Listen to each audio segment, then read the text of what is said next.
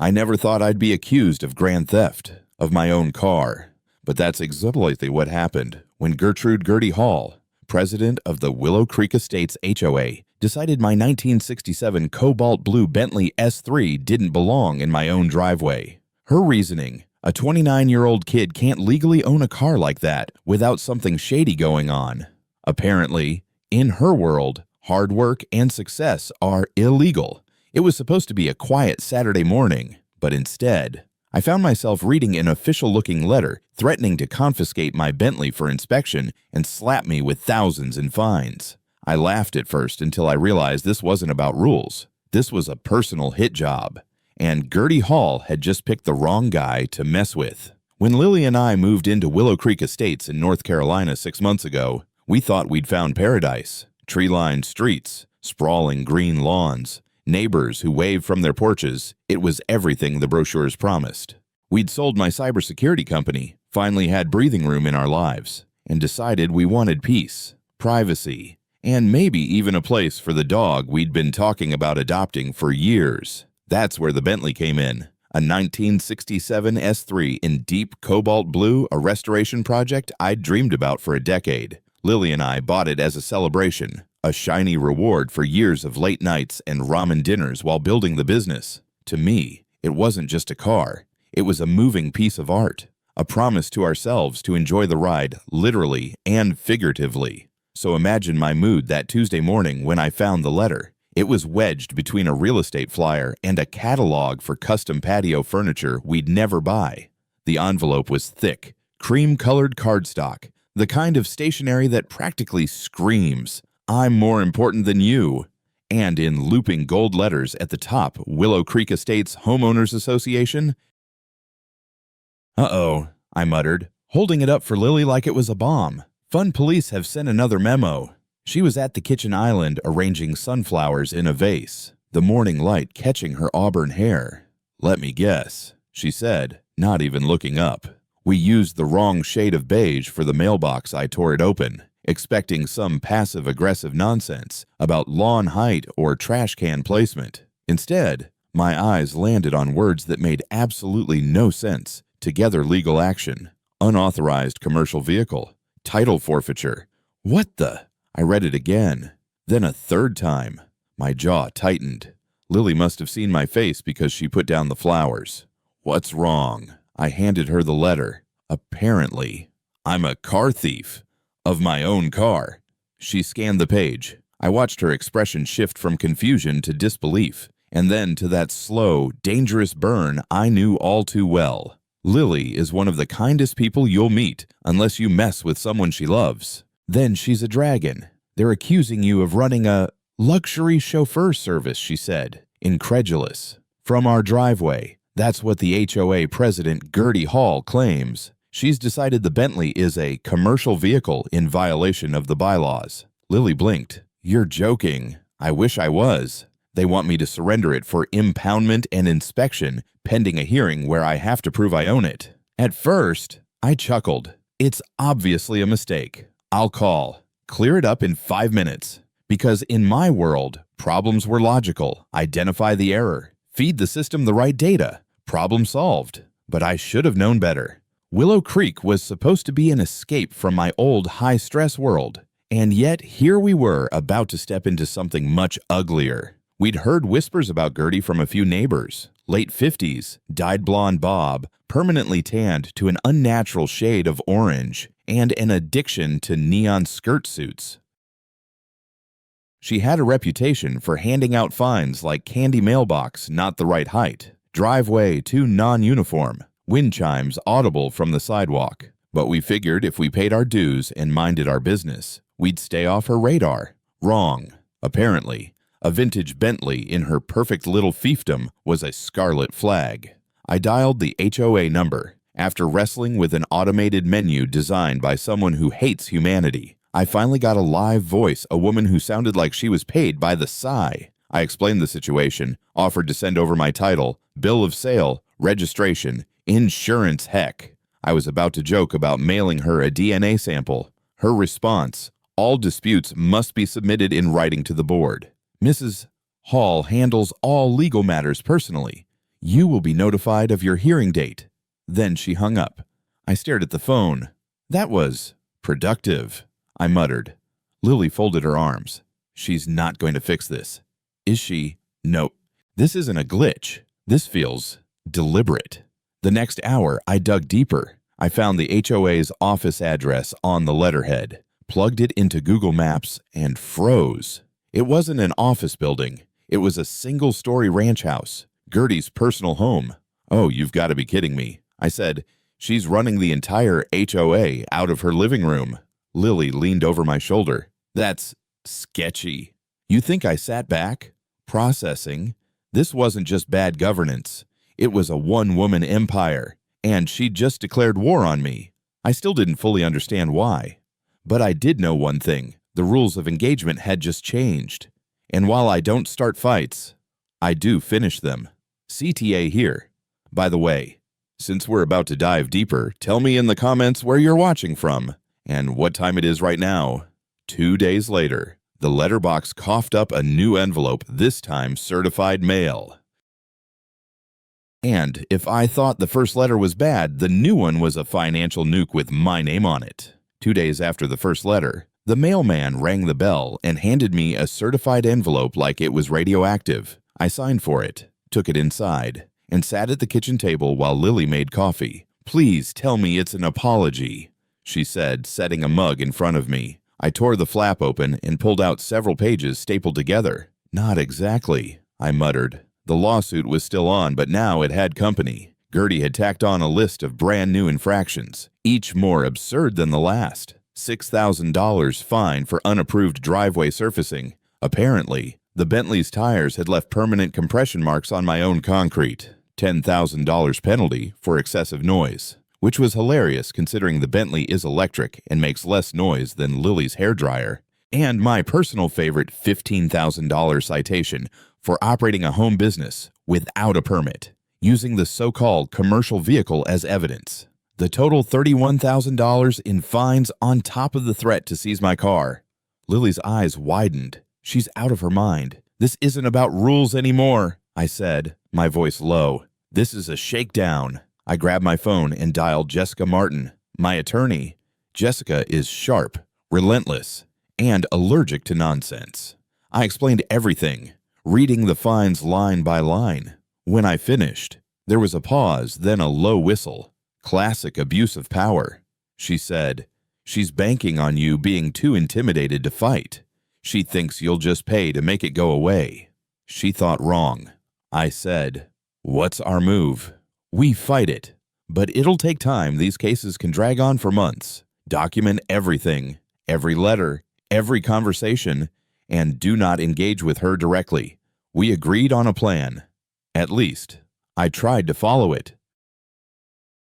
But Gertie clearly hadn't gotten the memo about laying low. The very next evening, Lily and I were out on the patio, enjoying a glass of wine, when two men appeared at the edge of our lawn. They wore mismatched black uniforms with the word "compliance" stitched across their shirts in cheap embroidery. No company logo, no name tags, just crossed arms and mirrored sunglasses. I set my glass down and walked to the edge of the grass. "Can I help you, gentlemen?" One, a thick-necked guy with a shaved head, smirked, just observing, making sure all community guidelines are followed. On my property, I asked. "We're in the common area," he said, pointing at the narrow strip of grass by the road. "We can stand here as long as we want."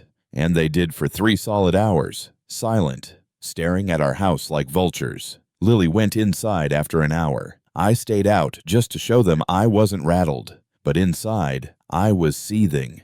When they finally left, Lily looked at me from the kitchen doorway. "This is intimidation." "Yeah," I said, "and it's working on my nerves." Saturday morning, I decided to distract myself. I pulled the Bentley into the garage, put on some classic rock at a polite volume, and started detailing. It's therapy for me, slow, methodical, watching the cobalt blue paint come alive under the buffer. I was so focused I didn't hear the police car until it was halfway up my driveway. An officer stepped out young, maybe mid-20s, and looked like he'd rather be anywhere else. "Sir, we got a call about a disturbance." I turned off the music. "A disturbance." He glanced toward the garage. Caller reported loud engine revving and, maniacal laughter, possibly preparing for a street race. I stared at him. It's an electric car, and the only laughter happening here is at how ridiculous this is. Before he could respond, another officer approached, older, more serious. For officer safety, sir, please turn around and place your hands behind your back. I blinked. You're arresting me for laughing. Cold steel snapped around my wrists. Over my shoulder, I heard it, Gertie's voice, high-pitched and triumphant. See, I told you he stole it. She was standing across the street, phone in hand, live streaming the whole thing to whoever was unfortunate enough to follow her. 2 minutes later, the younger officer came back from running the VIN. Everything checks out. You're free to go. Mr. Cole, sorry for the hassle. I rubbed my wrist as he uncuffed me, my jaw tight. Across the street, Gertie's smug grin melted like ice in the sun. Phones lowered. A few neighbors shuffled away, suddenly realizing they'd been rooting for the wrong team. I walked toward the garage, but couldn't resist one parting shot. Let me guess. I called over my shoulder. The caller's name wouldn't happen to be Gertrude Hall. The officer's expression told me everything I needed to know. As the patrol cars pulled away, Gertie shouted after me, "This isn't over." Kid, I turned, meeting her gaze. You're right. It's not. That night, I sat at my desk with the glow of my monitors painting the room in cool blues. Lily came in, leaning against the doorframe. "What are you doing? I'm done playing defense." I said, "If she wants a fight, she just got one. And she has no idea who she's up against. See, I didn't just own a cybersecurity company. I built it from the ground up, securing data for banks, corporations, even parts of the government. My entire career was about finding weaknesses in code, in systems, in people, and exploiting them. And Gertie's HOA empire, I could already see the cracks. The board wasn't returning my calls. The cops clearly weren't eager to get involved in neighbor disputes. That meant one thing: I was on my own. Which was fine because it also meant I got to set the rules. And my rule was simple: I don't start fights, but I finish them. I pulled up my contacts and found the name. I wanted Ryan Mercer, old friend, data analyst, the kind of guy who can find a needle in a haystack without even looking up from his laptop. When I told him the story, he didn't bother with sympathy. He just asked, "So, when do we start the next morning?" Willow Creek Estates was about to get its first taste of high-tech neighborhood watch, the kind that doesn't just see everything. It records it. The next morning, my quiet suburban home transformed into something out of a spy thriller. Ryan pulled up in a battered gray van that looked like it belonged to a cable repair company from 1998. Inside, it was wall-to-wall tech monitors, servers, cables, and enough coffee cups to fuel a small army. We started with eyes in the sky. My pride and joy, a commercial-grade drone with a 12K camera and thermal imaging, had been gathering dust since I sold the company. We launched it just after sunrise, sending it up to a legal altitude that gave us a perfect view of Gertie's place 2 streets over. From 500 feet, her house looked like a dollhouse under a microscope. Target acquired, Ryan said, grinning as the drone feed came through crystal clear. She's not going to pick her nose in peace for a month. Next came the ears. My home security system was already decent, but decent wasn't going to cut it here. We installed high-gain directional microphones on the roof, disguised as satellite dishes. They were aimed at the public street in front of Gertie's house. Perfectly legal, but they'd pick up more than just passing cars. Finally, we set up a thermal camera array on the side of my house facing hers. It couldn't see through walls. I wasn't about to break any actual laws, but it could detect heat signatures. How many people were in the house, which rooms they were in, when they came and went, all from subtle shifts in temperature. Gertie had sent her goons to watch me. I was going to watch her in a way she couldn't even imagine. While I handled the hardware, Ryan dove into the software side. The HOA's public-facing website was a mess: dead links, grainy photos, outdated code. But to Ryan, it was a treasure map.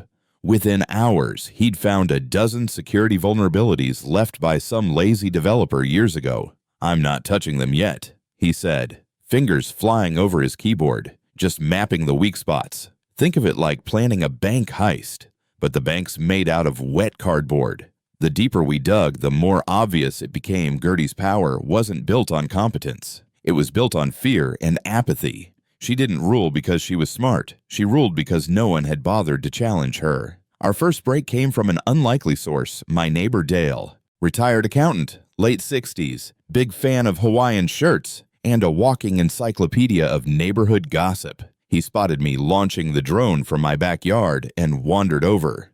"That one of them chemtrail trackers?" he asked, squinting up at the sky. "Something like that," I said, figuring the truth would be easier than trying to explain. "Just keeping an eye on the neighborhood. For security." That lit him up like a Christmas tree. "Good. Someone needs to keep an eye on her." He jerked his head toward Gertie Street. "Did you know she fined me $300 last month? Said my wind chimes were auditory pollution." "I've had those chimes since '95. He didn't stop there. In 15 minutes. I had a laundry list of Gertie's greatest hits: a widow fined for a garden gnome out of size compliance, a young family threatened with a lawsuit over an unapproved swing set, a veteran ordered to repaint his front door because it was the wrong shade of navy. "She's been doing this for years," Dale said, shaking his head. "Bullies people until they pay. Most folks just cave. Not me." Armed with Dale's stories, Ryan and I intensified our search. We weren't just looking for dirt on Gertie anymore, we were looking for patterns. And the real breakthrough came from the drone's thermal feed. Every night, around 2 a.m., a sedan pulled into Gertie's driveway. It idled exactly 15 minutes, then left. The driver never got out. Same car, same time, over and over. From our altitude, it was too blurry to get a plate number, but Ryan has tricks. He enhanced the video, pulled a partial plate, and ran it through a few, let's just call them gray area databases. The car was registered to a shell corporation, and that shell corporation's registered agent, one Victor Hall, Gertie's brother, a disgraced real estate developer with a trail of bankrupt projects and unpaid contractors. "What's baby brother doing visiting her in the dead of night?" Ryan mused. "Nothing good," I said. It was enough to change the game. We now had a link between Gertie and someone with a history of shady deals. All we needed was to figure out why. We started combing through public property records, zoning maps, anything we could get our hands on. At the same time, Ryan began building a digital blueprint of the HOA's finances. And that's when we found it, the first undeniable crack. Buried in the expense reports were payments to companies that didn't exist, landscaping services billed to a P.O. box in another state, pool maintenance contracts with addresses that led to vacant lots, and the money trail. Every road led back to shell corporations tied to Victor Hall. I sat back in my chair, the weight of it settling in. She's not just a petty tyrant.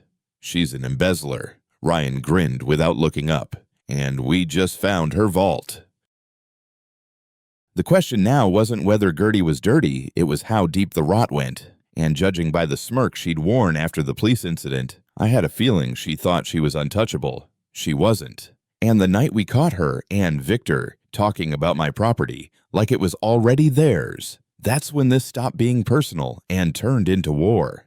The breakthrough came on a Tuesday night. Ryan was in his van down the street, and I was at my desk, sipping lukewarm coffee and staring at live feeds from the drone and thermal cams. We'd been collecting hours of footage and ambient audio, sifting through it for anything useful. Most of it was boring sprinklers turning on, passing cars, Dale yelling at squirrels until Ryan's voice crackled over our secure channel. "Ethan, you're gonna want to hear this." He'd been running a custom algorithm on the directional mics, filtering through terabytes of neighborhood noise for voice matches to Gertie. 99% of the hits were useless, but this one was different. The signal was faint, buried under static. It must have bounced off a passing delivery truck and hit just right. Ryan boosted the gain, filtered out the hiss, and suddenly, there they were. Gertie and her brother Victor. Is it handled? Victor's voice was sharp, impatient. Is the tech brat getting the message? "He's stubborn," Gertie replied, her voice tight with frustration. "He's not rolling over like the others. He called a lawyer." There was a pause. Then Victor's tone dropped, cold and menacing. Then you need to push harder. The investors are getting nervous. We need that lot.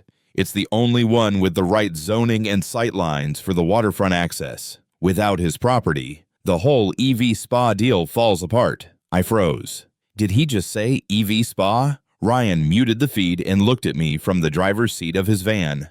Luxury electric vehicle spa. I've heard of these valet-style charging, detailing, concierge services. It's a cash cow if you put it in the right place.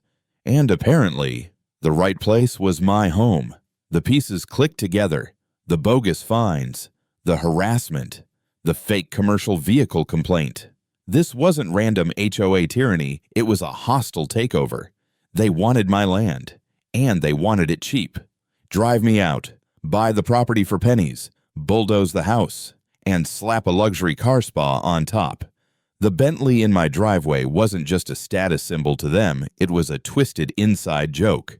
Lily walked into my office just as I replayed the recording. She stood there, arms crossed, listening to every word. When it ended, she didn't say anything at first. She just turned and looked out the window toward the yard we'd poured our savings and hopes into. They want to bulldoze our home, she said quietly, to build a glorified car wash. I could see the fire in her eyes. Lily isn't the type to shout, but when she gets quiet like that, it's more dangerous. So, she said, turning back to me, what's the plan? And don't you dare say, be patient.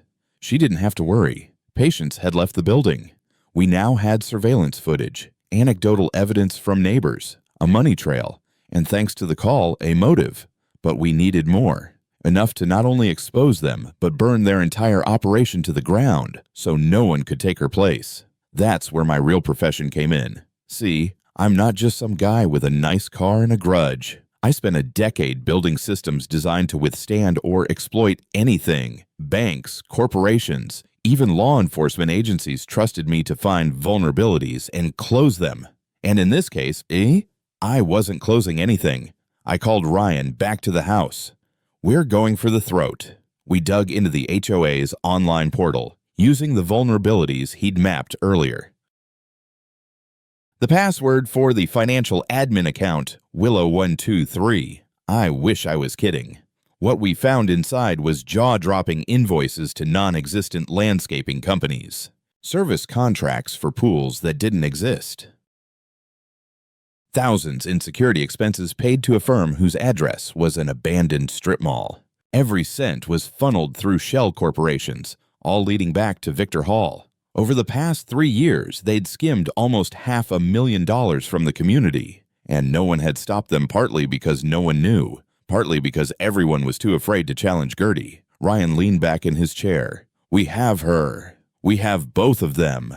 I shook my head. Not enough. If we drop this now, it'll go to court. Maybe the DA. But it's slow. She'll spin it as a smear campaign. Say the data was doctored. I want this airtight, undeniable, in front of everyone at once. Ryan grinned. Public execution. Public exposure. I corrected. Same result. That's when the idea hit me, the annual HOA meeting.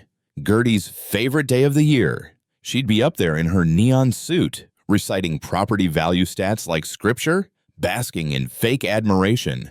If we turned that into a live-streamed courtroom, she'd never see it coming. We started preparing that night. I built a clean, encrypted presentation package, every piece of evidence, organized, cross-referenced, bulletproof. Ryan set up a private server for the live stream. We made a distribution list every resident, local reporters, the district attorney's office. Meanwhile, I started quietly recruiting. Dale became our unofficial hype man. I didn't tell him the full plan, just that I had something to bring up at the meeting. He took that and ran with it, calling every neighbor who'd ever been fined for nonsense. Word spread. People were excited for the meeting. That never happens. By the time the week was up, the stage was set. All we needed was for Gertie to show up and try to run the show. But, of course, she tried one last move. The night before the meeting, the compliance commandos returned, pounding on our door at 9 p.m., shouting about a new violation, unauthorized exterior lighting. Apparently, our porch bulb was the wrong Kelvin temperature. I didn't even open the door. I just reached for the little remote in my pocket and clicked it. High-pressure sprinklers, the kind I'd installed specifically for this kind of nonsense, erupted from the flower beds, blasting both men in the face. They stumbled, slipped, and retreated to their car, drenched and swearing. Lily peeked through the blinds, laughing. Petty, absolutely, I said, and worth it. The next morning, the Willow Creek Community Center would be packed to the walls. And for the first time in years, Gertie Hall wouldn't be running the meeting, she'd be on trial. The morning of the annual HOA meeting dawned gray and heavy, like the weather already knew what was coming. I put on a charcoal suit, not for Gertie, but for me. Armor. Lily straightened my tie at the door and gave me that small, steady smile I love. "Give them hell," she said. Ryan was already parked in his van a block from the Willow Creek Community Center, our mobile command post. He had the presentation queued, the live stream primed, and an encrypted connection to my smartwatch for cues. When I stepped into the meeting room, I could feel it tension so thick you could chew it. Normally, these gatherings drew maybe 20 bored residents. This morning, more than 50.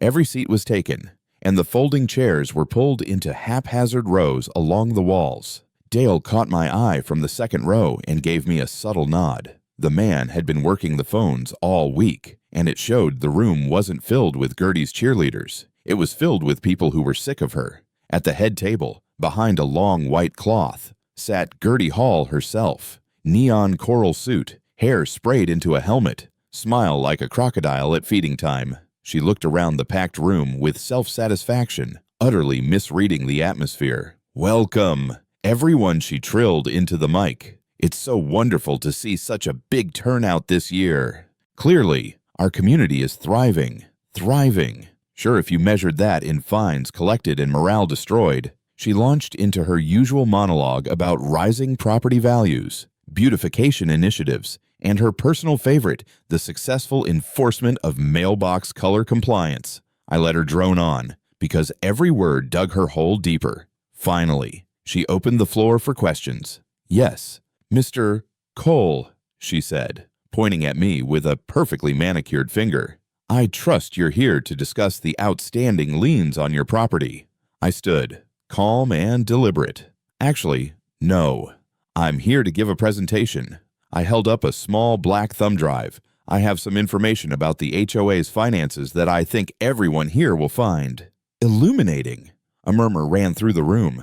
Gertie's smile froze. "All presentations must be pre-approved by the board," she snapped. "That is not on the agenda."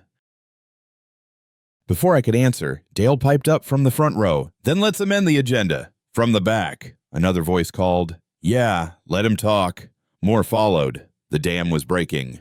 Cornered, Gertie gave a tight little nod. "Fine, but make it quick." I walked to the podium, plugged in the drive, and whispered into my watch, "We're live."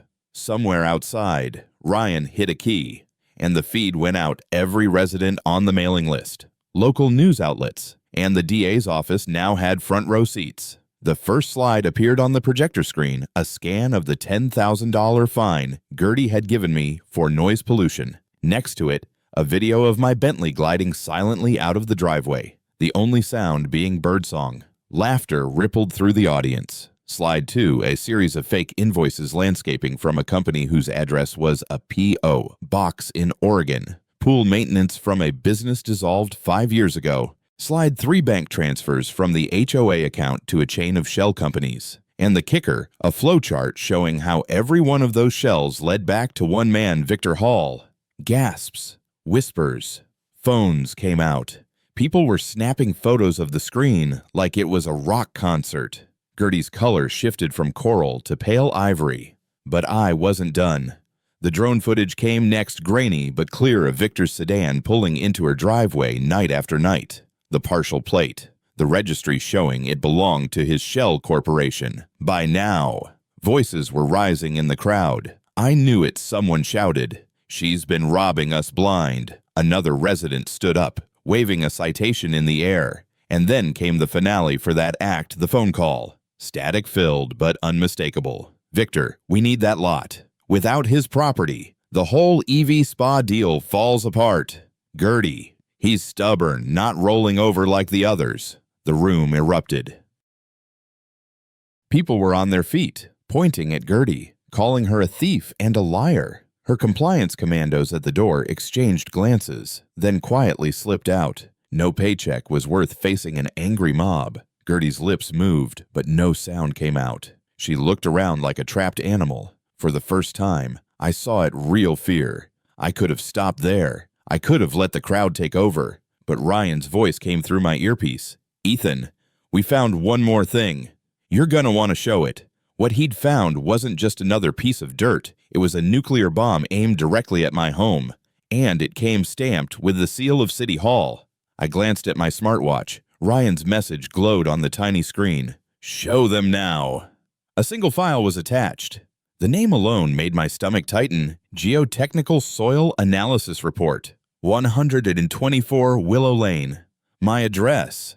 I opened it on the projector for the whole room to see. At first glance, it looked official watermark, formal header, multiple pages of charts, and soil density data. The kind of thing you wouldn't think to question, unless you knew exactly what you were looking at. The final page held the real punch. The substrate on this property is critically unstable due to an undocumented subterranean spring. Recommendation: immediate condemnation and demolition of the existing structure for safety reasons. It was dated 3 weeks from now. The meaning was crystal clear. They weren't just trying to bankrupt me with bogus fines or seize my Bentley. They had already planned the final move, legally erase my home from existence. No court battle, no negotiation, just condemn it, flatten it, and take the land. I zoomed in on the signatures. The first belonged to Dr.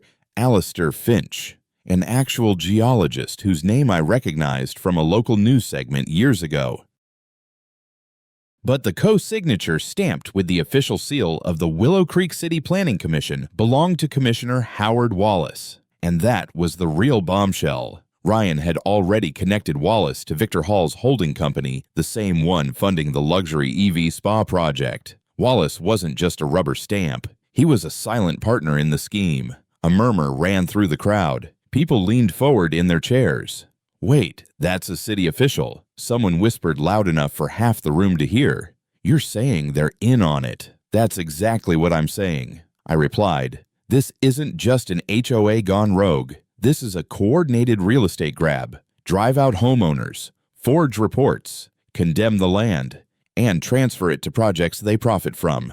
I clicked to the next slide, a zoning map of Willow Creek Estates. My lot was highlighted in bright red. It was the only one with the zoning permissions and sightlines needed for the EV spa. This, I said, letting my voice harden, was their endgame. And if you think they would have stopped with me, you haven't been paying attention. Phones were out again, but this time they weren't recording for entertainment. They were dialing. I could hear snippets. "Get me the mayor's office." "Yes, district attorney. There's a public meeting happening right now. Channel 5, you're going to want to send a crew." In the back row, I spotted a reporter from Channel 7 phone out, typing like his fingers were on fire. I looked back at Gertie. For a second, I thought she might snap launch into a screaming denial, call me a liar, try to spin it. Instead, she smirked. That tiny, infuriating curl of her lip told me she thought she still had cover, that Wallace's position would shield her. She had no idea that her cover was already crumbling. From my smartwatch, Ryan's voice came through, low and steady. 2 minutes out. As if on cue, the side doors of the community center swung open. 2 police detectives walked in, not the uniformed patrol officers who'd cuffed me weeks ago, but plainclothes pros with the kind of calm, deliberate presence that says we already know the ending to this story. The air in the room changed instantly. Conversations cut off mid-sentence. The only sound was the scuff of their shoes on the linoleum floor. They scanned the room, eyes settling on Gertie. She must have felt it, because she pushed her chair back so fast it tipped over. Then she ran.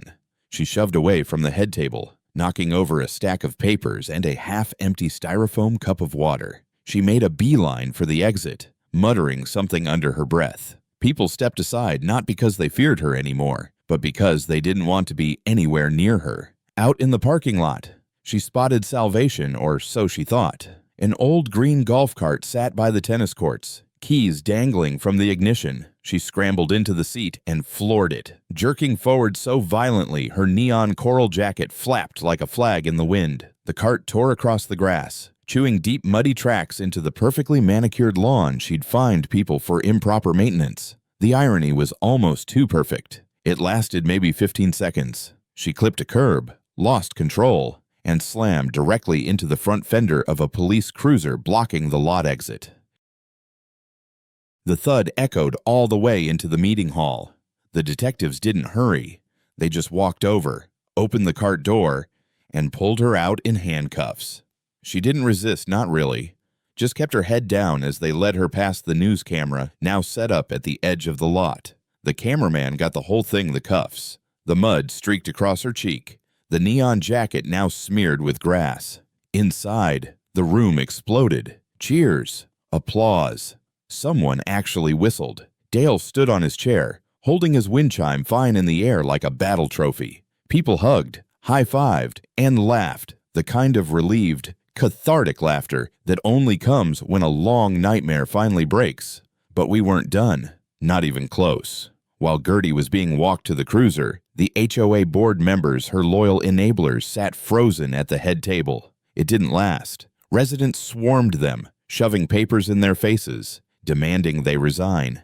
Within minutes, they scribbled their resignations on the backs of meeting agendas, hands shaking. The old guard was gone before the cruisers even left the parking lot. I stayed in the hall, showing people how to access the live stream archive and where to send copies of the files Ryan had prepared. People were already organizing a special election. The energy was electric, like the whole neighborhood had been holding its breath for years and could finally exhale. By the time I stepped outside, the cruisers were gone, taking Gertie and, from what I heard, several boxes of HOA records seized from her office straight to the county station. A crowd lingered in the lot, talking to reporters, waving at the detectives as they drove away. Ryan appeared at my side, laptop under his arm, grinning like a man who'd just finished the world's most satisfying puzzle. "Think that'll do?" he asked. I smiled. "We just cut off the head of the snake. Now we burn the nest." Because as far as I was concerned, this wasn't over until Wallace, the city commissioner, who'd signed off on the forged geological report, was standing exactly where Gertie had just been in cuffs, with every camera in town watching. By sundown, it wouldn't just be Gertie in custody. The commissioner was next, and with him, the whole rotten network that had turned Willow Creek Estates into their personal cash register. By the time the crowd began to thin outside the Willow Creek Community Center, my phone was buzzing like a beehive. Ryan had sent me 3 texts, all marked urgent. "Commissioner Wallace is at City Hall right now. News crews are on their way." "I've got the rest of the files, and they're worse than we thought."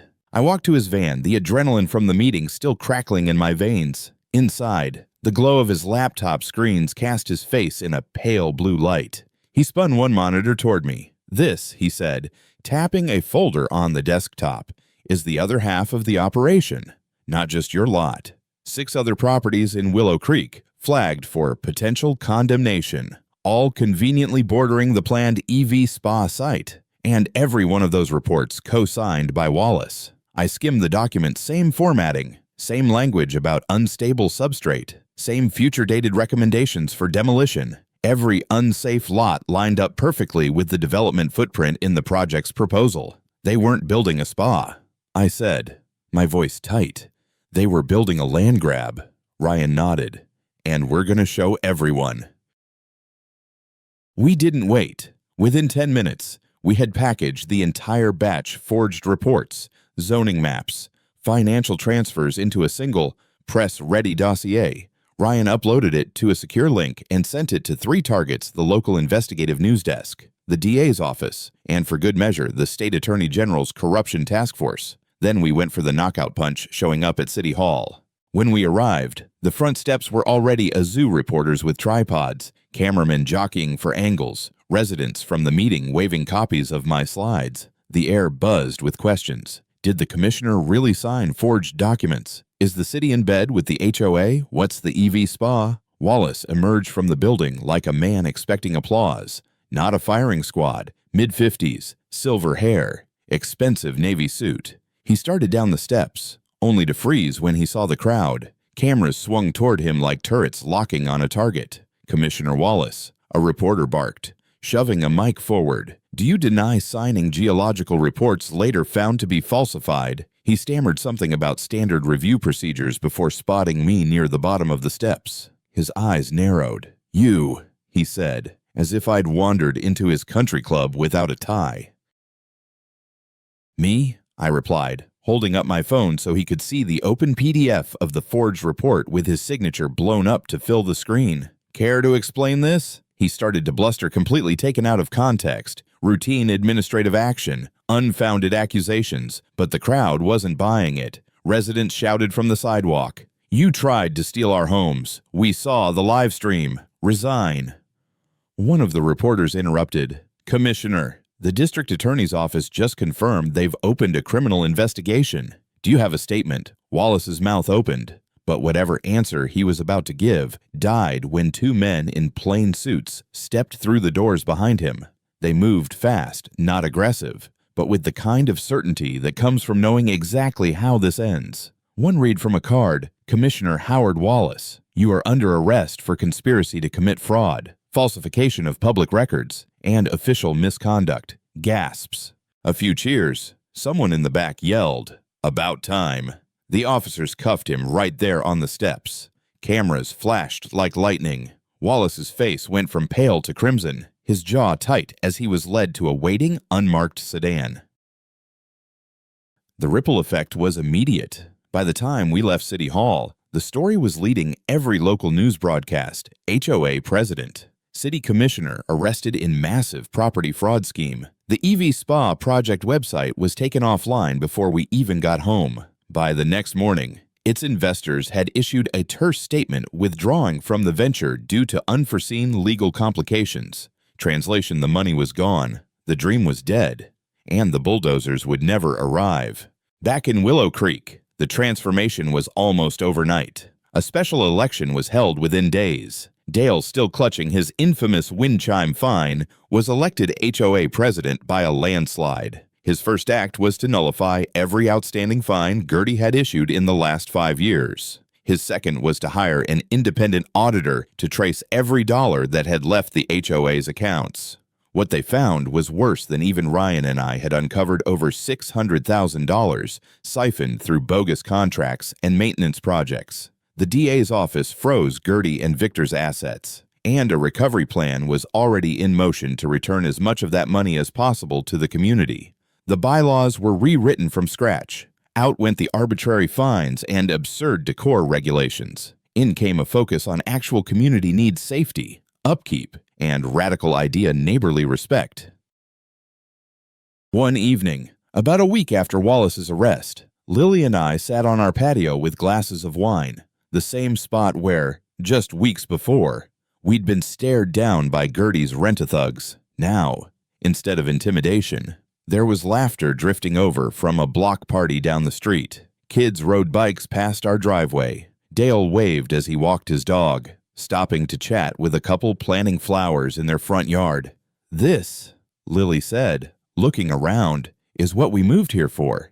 She was right. The air felt lighter, not just for us, but for everyone. It wasn't just that the tyrants were gone, it was that people had been reminded they weren't powerless, that if they stood together, they could take their neighborhood back. The following Friday, Ryan sent me a link to a state press release. Gertie, Victor, and Wallace had all taken plea deals. Prison time was on the table for each of them. The restitution plan would return hundreds of thousands to the HOA and the city. The EV Spa project was officially dissolved. At the bottom of the press release was a sentence that made me smile. "This office commends the citizens of Willow Creek Estates for their courage in exposing this scheme."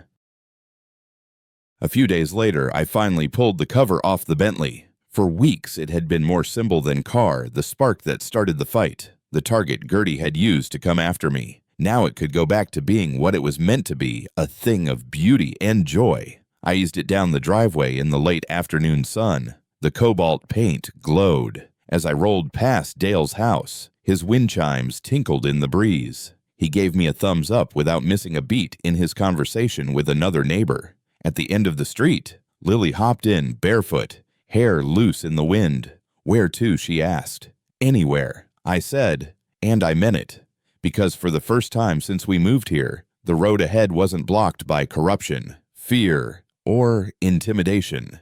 It was open, and it was ours. The war for Willow Creek was over, but the lesson that would stick with me forever: when you push a good man too far, you'd better be ready for him to push back harder and win.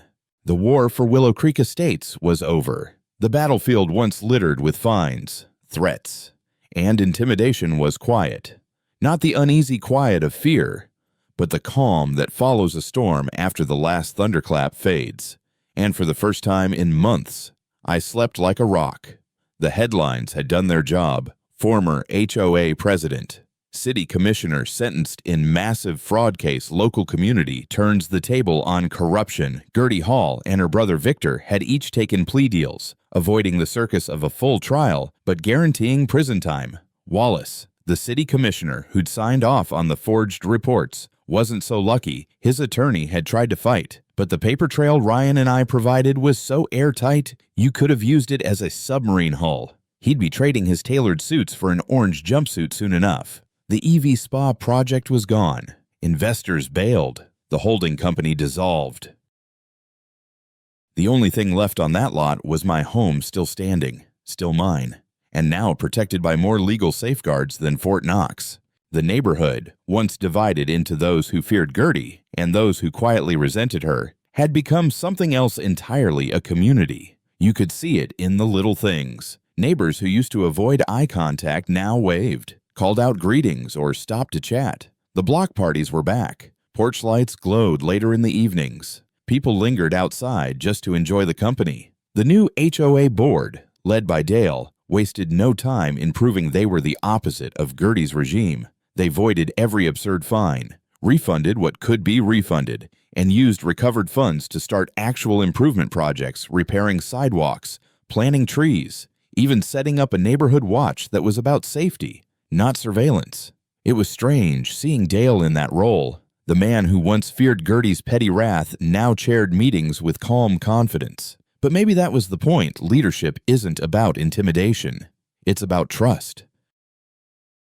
One sunny Saturday morning, Lily and I sat on the patio with coffee, watching the street wake up. The air smelled faintly of fresh-cut grass. Somewhere down the block, a lawnmower hummed. It was the kind of suburban morning we'd imagined when we bought this place, and now, finally, it was real. "You realize," Lily said, smiling over her mug, "you didn't just keep them from taking our home. You changed this whole neighborhood." I shrugged. "I just didn't want to lose the house." She shook her head. "No, you didn't want to let them win. There's a difference." I thought about that, about how this all started with a letter accusing me of stealing my own car, about the fines, the harassment, the fake compliance officers standing outside our property like scarecrows in sunglasses, about getting cuffed in my own driveway while Gertie live-streamed her little victory parade. And I thought about how quickly that victory had turned to defeat the moment truth hit daylight. A week later, the HOA held its first official community cookout under the new board. The turnout was bigger than any meeting Gertie had ever hosted. Kids running between tables, grills smoking, laughter carrying down the street. Ryan came by, looking weirdly out of place without his van full of surveillance gear, and handed me a flash drive. "What's this?" I asked. "Everything," he said with a grin. "Every file, every photo, every recording from the whole operation. Figured you might want the full archive. You know, for posterity." I slid it into my pocket. "Or for a memoir." He laughed. "Just don't make me the villain." The Bentley sat in the garage, its cobalt paint gleaming under the lights. For months, it had been at the center of the storm, a symbol of non-compliance, a pretext for everything Gertie and Victor had thrown at me. Now, it was just a car again. A beautiful one, sure, but no longer a lightning rod. One afternoon, I pulled the cover off and just stood there for a minute, running my hand along the smooth curve of the fender. Lily appeared in the doorway, sunglasses on, keys in hand. "Drive," she asked. We slid into the seats, the leather cool against the summer heat. The Bentley purred, or rather, hummed to life. As we rolled down the street, Dale's wind chimes tinkled in the breeze. He waved as we passed. Still the unlikely hero of Willow Creek. At the edge of the neighborhood, Lily turned to me. "Where to anywhere," I said, and meant it, because that's what freedom feels like, the road ahead open. No threats lurking at the next corner. In the weeks that followed, I got more than a few calls from reporters wanting to tell my side for some true crime segment or feature article. I turned them all down. Not because I didn't want the story told, but because it wasn't my story anymore. It belonged to the entire community. Dale gave the interviews instead, holding up his wind chime fine for the cameras like a badge of honor. As for me, I went back to what I'd wanted all along: peace, quiet, and the life Lily and I had come here to build. We talked about getting that dog. We planted a small vegetable garden. I even joined Dale's Saturday morning coffee group, where HOA talk had been replaced with birdwatching updates and mild debates over barbecue recipes. Every so often, I think back to the moment in my office when I told Lily, "I'm done playing defense." That was the turning point, the moment I decided this wasn't just about keeping my house. It was about keeping control over what kind of person I was going to be when someone tried to take it from me. Because here's the truth, you don't have to be a soldier to fight a war. You don't need an army to win one. Sometimes all you need is the will to stand your ground, the right tools to uncover the truth, and the nerve to throw that truth into the sunlight where everyone can see it. Justice doesn't always come stamped by a judge or handed down in a courtroom. Sometimes it comes through a shaky live stream from a folding chair in a community center. Sometimes it comes when your neighbors, tired of being afraid, decide to stand up and shout in unison, "Enough." The biggest lesson: when you push a good man too far, he will push back with everything he's got. And if that man happens to know how to take apart your entire operation one line of code at a time, well, your best move is to never start in the first place. Willow Creek Estates is quiet now. Not the fake quiet that comes from fear of breaking arbitrary rules, but the real quiet that comes when people feel safe. And every time I roll the Bentley out of the garage, I'm reminded of what it cost to get here and why it was worth every second. So tell me, if someone tried to take your home with lies, intimidation, and corruption, how far would you go to stop them? Drop your answer in the comments. And if you enjoyed this story, hit that subscribe button, because the best way to make sure the bad guys lose is to keep the truth alive. In the end, this fight was never just about a car, or a driveway, or even a house. It was about refusing to let intimidation and corruption decide the course of your life. I learned that when you stand your ground, even against people who seem untouchable, you give others permission to stand with you. Neighbors who had been silent for years found their voices. And together we proved that a community's strength isn't in its rules, but in its unity. Justice doesn't always wear a robe or carry a gavel sometimes. It looks like ordinary people who decide they've had enough. If you take anything from my story, let it be this: your home, your family, and your peace are worth defending, no matter the odds. Now I want to hear from you. What's the moment you decided to push back and fight for what's yours? Share it in the comments, because your voice might be the one that inspires someone else to take a stand. And if you believe stories like this deserve to be told, subscribe now. Together, we'll make sure the truth is louder than the lies.